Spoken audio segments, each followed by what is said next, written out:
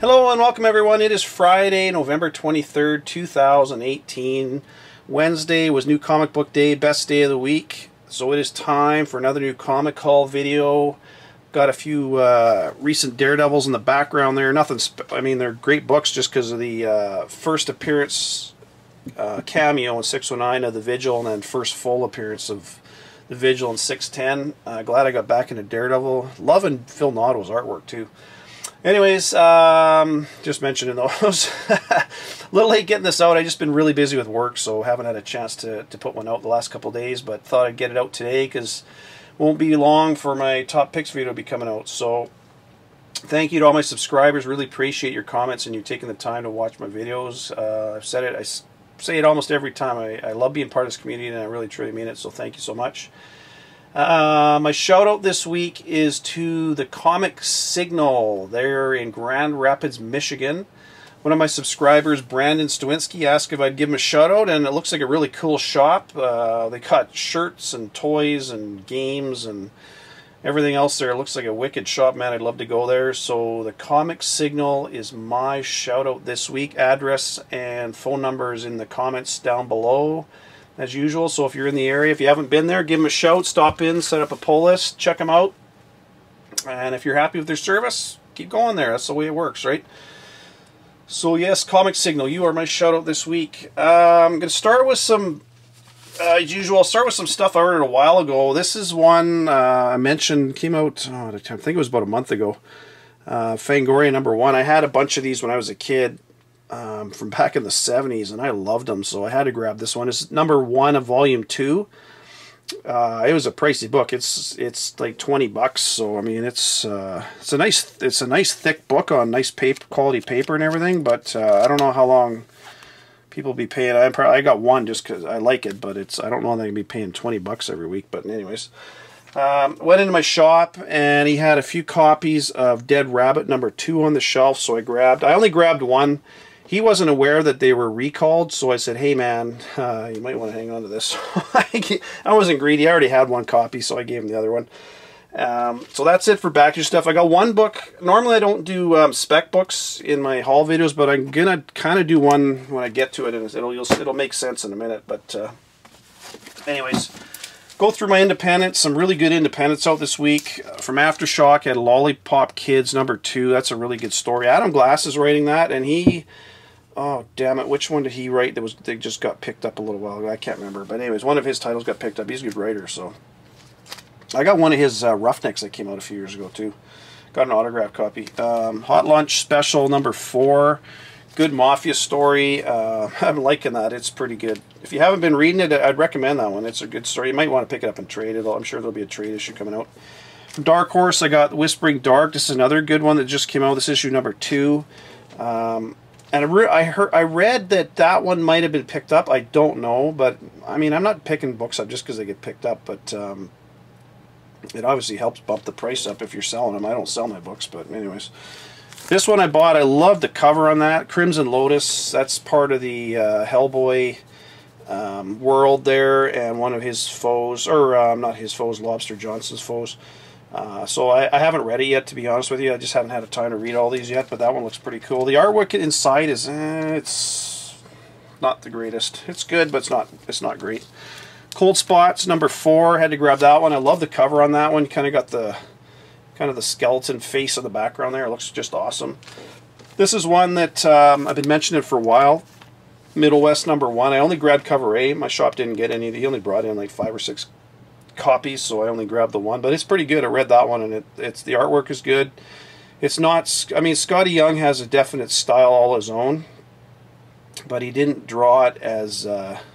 Some of his stuff to me looks like it's drawn for really young kids and stuff. But this one's really good. I like it. Night Moves #1. This was one of my picks last week, and man, this was not what I was expecting.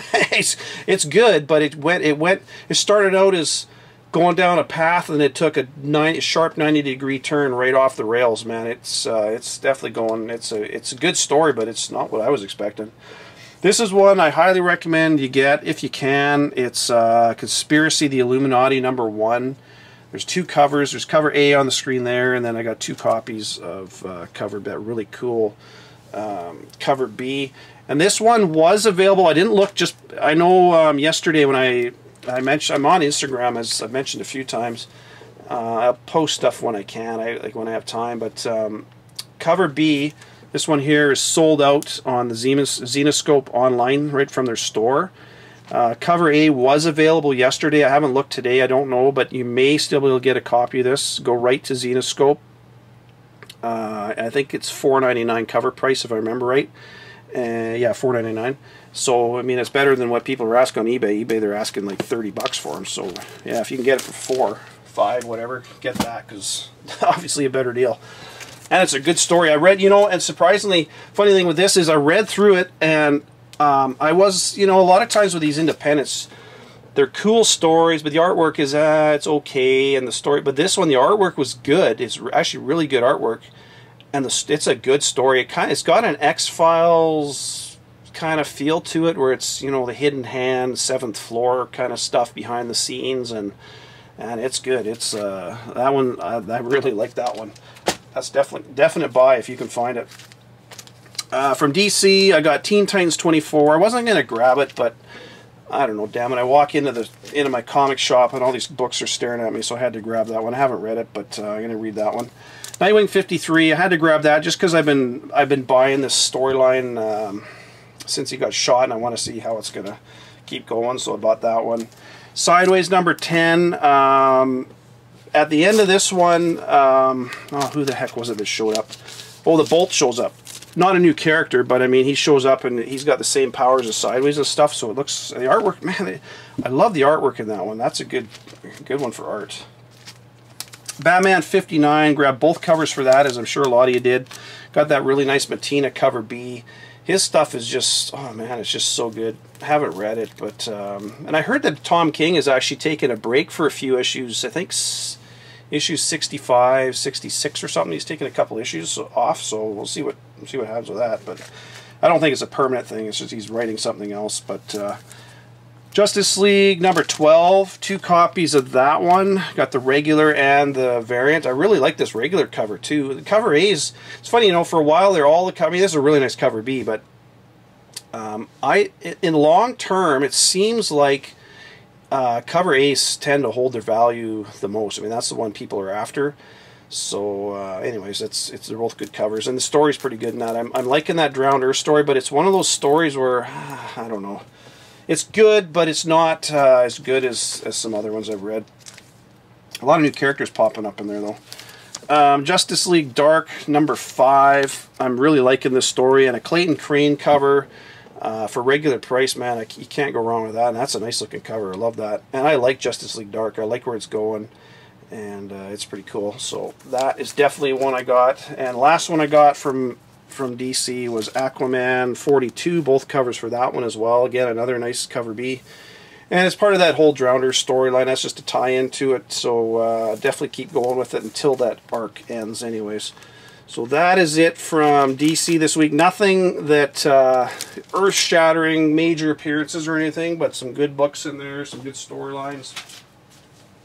From Marvel, picked up Weapon H number 10, continuation of that Weird World storyline. And like I say, they've got that Weapon H fighting Wolverine and the Hulk coming up in a bit, so that'll be interesting to see where that goes.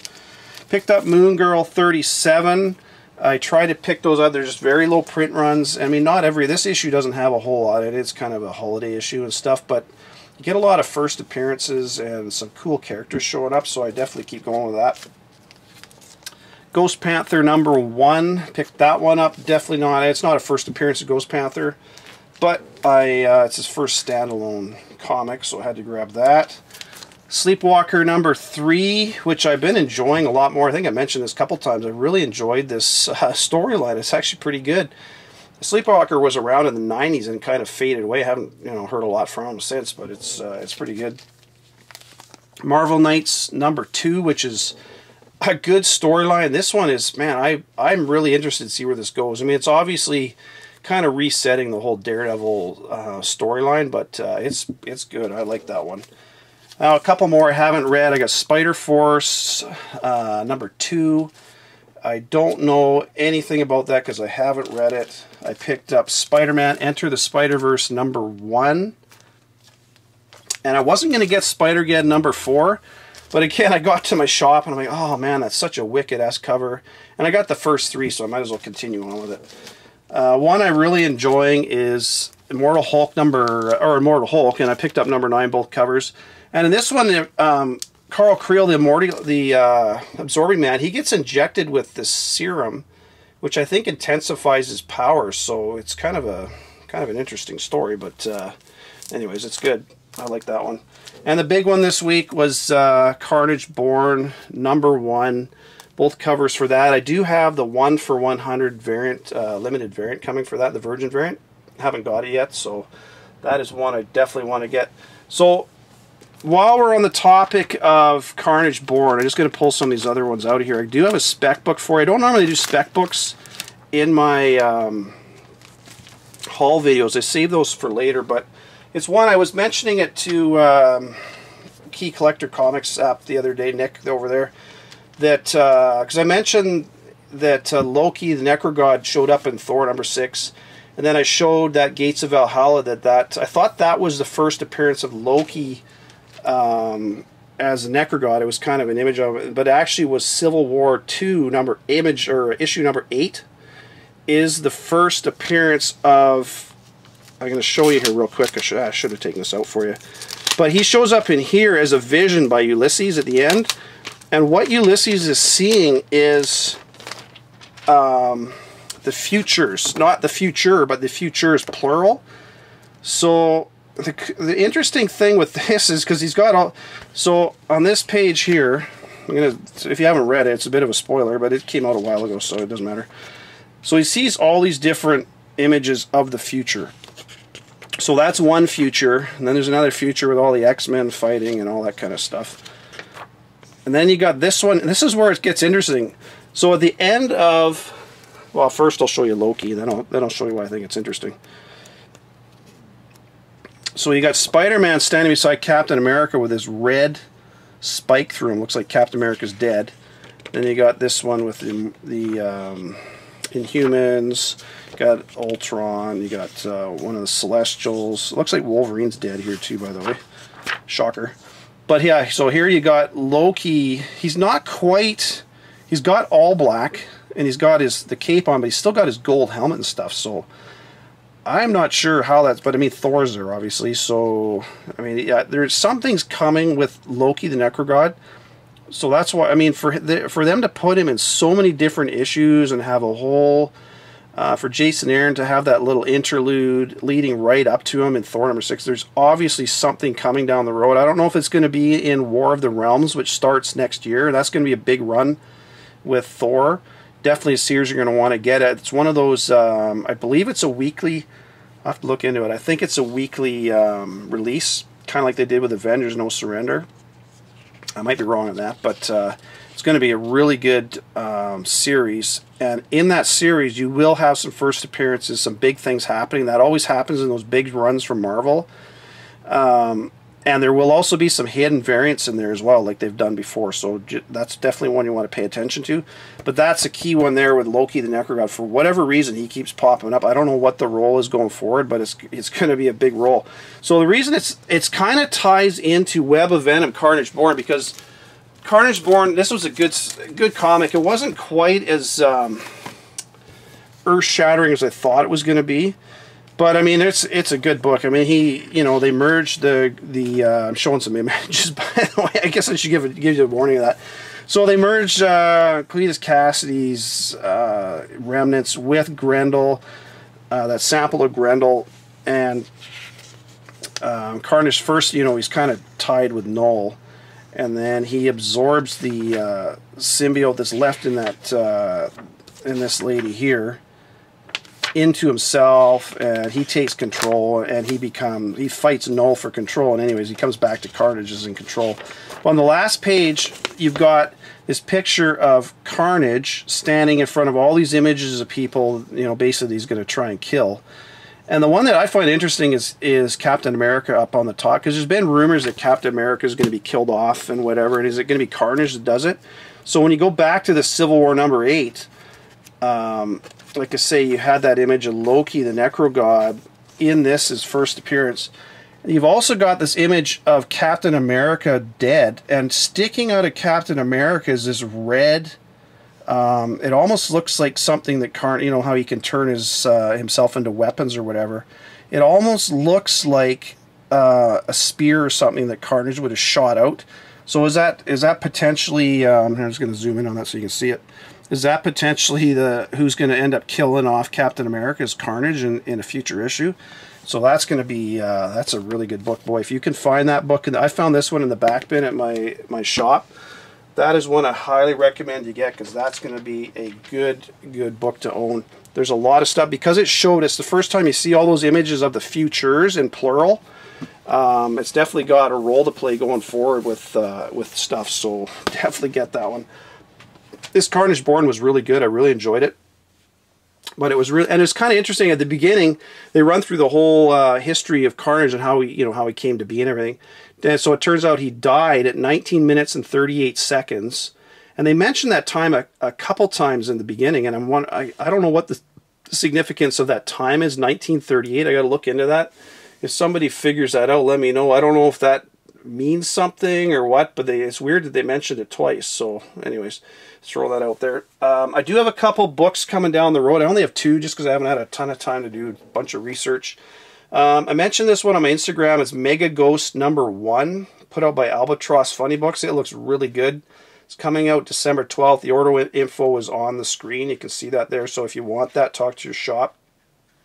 One that looks really good, and I've been buying it all the way along, I've been recommending, is Detective Comics #1000. It's been a great series, and in 1000 with Action Comics 1000, they introduced Rogol Zar, which was really cool. And in Detective Comics 1000, they're going to be introducing Arkham Knight, who's a video game version of Batman. Never been in comics. He's going to be introduced into the DC universe in the comic world, so which means he'll be available for movies and stuff down the road. So Detective Comics 1000 is going to be a really good one to get. They're going to print it by the boatload, as they did with Action Comics, but they may have some limited variants, kind of like that Jim Lee Touring Edition. So if they do, or if there's, I don't know what the covers look like yet, but it's going to be a 96-page book, and likely it's going to be a $10 price tag, or it'll be a higher one anyways. So expect to pay through the nose for that one. Hopefully they do a nice square bound like they did for Action 1000, but that looks really good. And because he's now canon in the DC universe, means he'll be around. So it's obviously not a first appearance of Batman, but it is a first appearance of that Arkham Knight character. So that is it for you this week, folks. I will be back on the weekend with my top picks. Next week looks to be a really good week, so I will have some good picks for you next week. Really hope you got Conspiracy of the Illuminati, because that is a great book, and man, that one's going to go places. So take care, everyone. Happy hunting. I will talk to you later in the week. Bye for now.